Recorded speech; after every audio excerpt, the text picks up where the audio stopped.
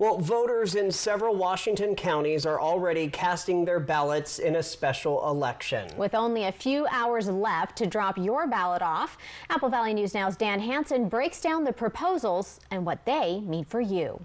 Voters in several counties across central Washington are making big decisions to have their say on a number of local propositions.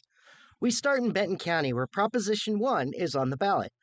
Voters here are being asked to approve a levy that would replace an expiring one and help fund programs and operations the state doesn't cover.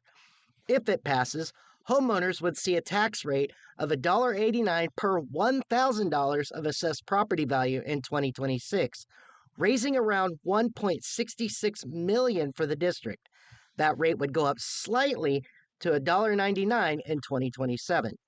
In Walla Walla County, the Waitsburg School District is asking voters to approve a new levy focused on school safety and technology upgrades. This levy would come in at 80 cents per $1,000 of assessed value each year from 2026 through 2028, bringing in $200,000 annually for security improvements and updated classroom tech. Also in Walla Walla, Fire Protection Districts 1, 3, and 7 want to merge into a regional fire authority to be called the Walla Walla North County Fire. This measure would authorize up to $1.20 per $1,000 of assessed values starting in 2025, replacing the current fire district tax. Supporters say it would create a more efficient system for fire protection and emergency services across the region. And in Yakima County, Proposition 1 would bring a 0.2% sales tax increase. That's about 20 cents on a purchase of $100 to fund a countywide emergency radio system.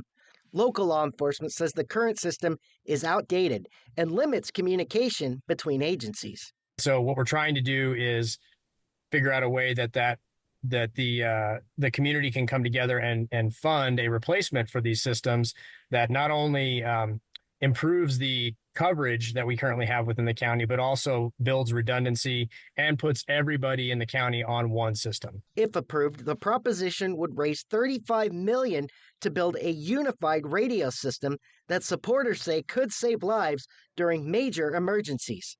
The radios they currently use are over 40 years old, and if the power goes out, they lose all contact with dispatch. It's a serious concern when it comes to public safety.